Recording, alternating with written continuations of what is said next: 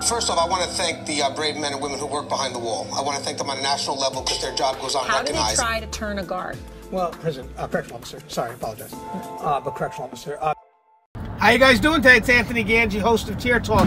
I got a great email sent my way today. It was talking about how this one officer feels that their partner is being corrupted by an inmate.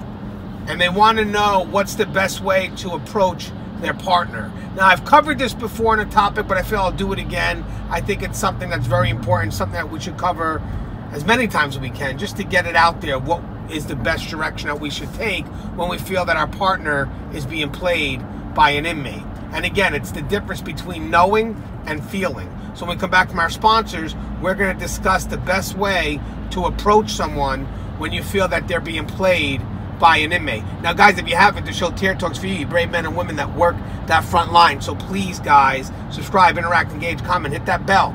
That bell's going to notify you every time I post up a video. I stand by for our sponsors.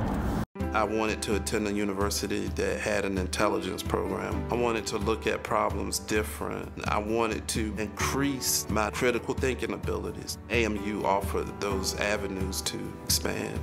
Obtaining your degree as an adult, you're actually paying yourself and investing in yourself. You can't put a dollar on it, it's priceless. It's something that can never be taken away from you.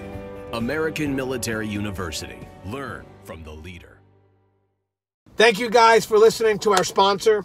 Okay, so we're talking about the difference between a know and a feel, correct? If I know something, the fact is evident. It's evident. It's a lot easier for me to approach the individual because I have facts. But it's when I feel something that makes me hesitant. And we talked about this before. If I feel something, it could be subjective. I may not have the facts, but my experience, my gut is telling me something doesn't seem right. But again, I become hesitant because I don't have the facts. I feel it, but I don't know it. So now I become concerned about what? Well, what happens if I approach the individual and I'm wrong? What about if I go to address them about a concern that I feel they're doing wrong and I am wrong? Well, that's not the greater concern. The greater concern is what if you do nothing and you're right? What about if you do nothing and you're right? That is the greater concern here. So again, when you go to address this concern, it's all about the how, the when, and the who. You understand that? When you have a staff member that you feel is being corrupted, you can't wait until you know, because when you know, it's too late. You guys understand that, right? I know now because I have the facts, but now it's too late. So we have to go on our gut. But when's the best time to do it? Who should do it? Well, the key here, right off the bat, it should be someone that the person respects. I used to hate hypocrites. People that will come into my unit and tell me what I'm doing wrong, but then I look at them and say, what I'm doing wrong? What are you doing wrong? Going back and forth, none of us gaining any ground. The person that has to make that approach has to be someone that the individual respects. I mean, think about it from the officer's perspective or the staff member's perspective of who you're going to approach. Right off the bat, they may be resistant because you're making an allegation of something that they may feel is, hey, that's not true. That's not correct. But again, they're resistant because of what that allegation can entail. So it's got to be someone that they respect, because you got to break through that initial barrier, that barrier of resistance that's going to come the moment you approach that individual and state what your concerns are. And the first way to break that barrier is by having someone that person respects. Trust me. Second thing is the location. You're not going to do it in front of the inmates.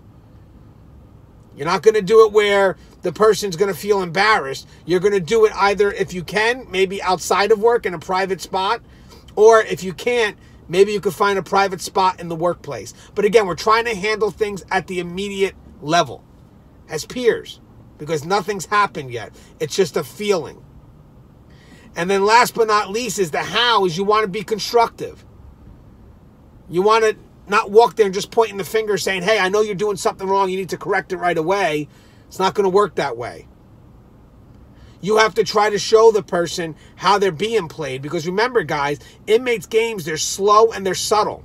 So the person being played may not realize that they're being played. So what you have to do is you have to kind of inform them of why you feel the way you feel. So you're going to have to go back and think to yourself, why am I feeling this? Because I'm going to have to express this to the individual in order for them to understand my perspective. And hopefully when they understand my perspective, they'll see that, you know what, maybe I should change. Maybe I am overly involved. But again, the method has to be constructive. So guys, I hope this addresses his concern. I've touched on this before, but ultimately it's the difference between I feel something versus I know something. And the approach is all about who approaches them, where you approach them, and how you approach them. As always, guys, the show is Tear Talk. If you haven't, please subscribe, interact, engage, comment, hit that bell. That bell's going to notify you every time I post a video. All right, guys, stay safe.